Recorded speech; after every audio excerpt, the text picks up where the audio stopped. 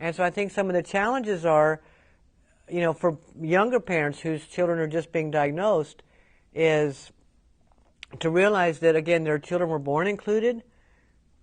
We do not have the right to take that away from them. Nobody has the right to segregate a child and put them away in some separate place, even if it's, you know, we think what's for their own good, because especially preschool is better for those kids. It's like, no, being included is better, you know, and then providing whatever assistive technology and supports and accommodations. And I was asked to speak to a group of students who were studying to be special ed teachers. And they said, well, Kathie, we do our practicum and some of our student teaching it's a public school, and it was in a big city, very big metro city.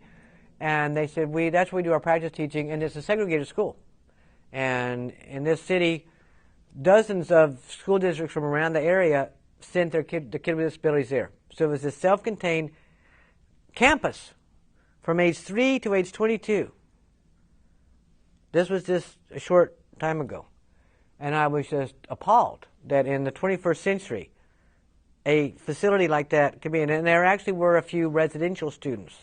But I was like, oh my gosh, it's like, in what other environment would we say it is okay to put 3-year-olds in the same building with 21-year-olds? We'd say, that's not okay. Well, you know, no, you would not have 3-year-olds in the same building with 21-year-olds. But if they're children with disabilities, we say it's okay. But when I first met her, they said, oh, this is Kathie Snow, and, you know, she's going to come talk to our college classes this afternoon, but we wanted you to give her the tour to see where the students do their practicum. And they said, and she's also a parent.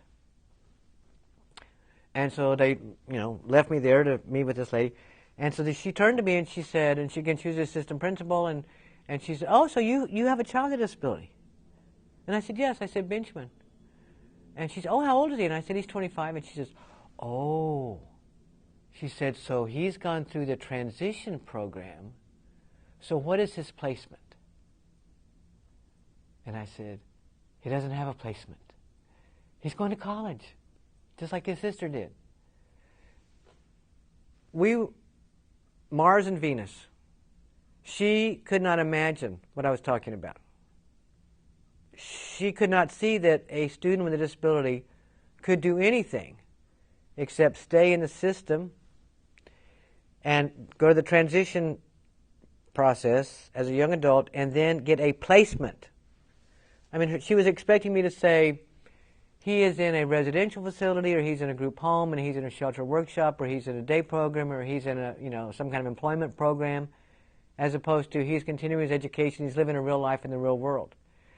She could not see that. I could not see how she could not see that.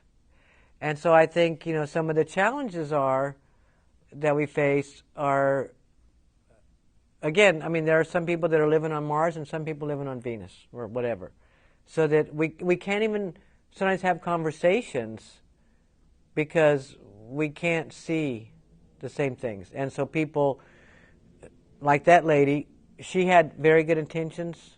I have no doubt that she loved the children that she worked with, that she thought she was doing the right thing, but she is in the 19th century. She's not even in the 20th century.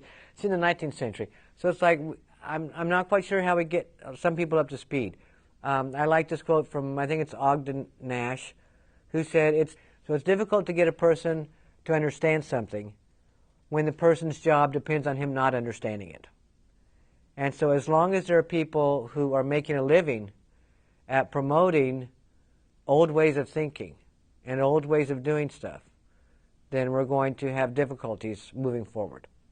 And so I think, again, if people with disabilities and families take up the mantle of leadership and say, yes, no, maybe we want this, we don't want that.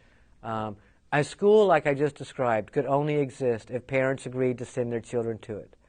Nobody can force a parent to send their child there. If all the parents said, we do not want our children in this segregated, self-contained building, ages 3 to 22 in the same building, the school would shut down. And that's when I said earlier that things will change when we start saying no. That's what it's going to take. So we have the power. People with disabilities have the power. Our children have the power.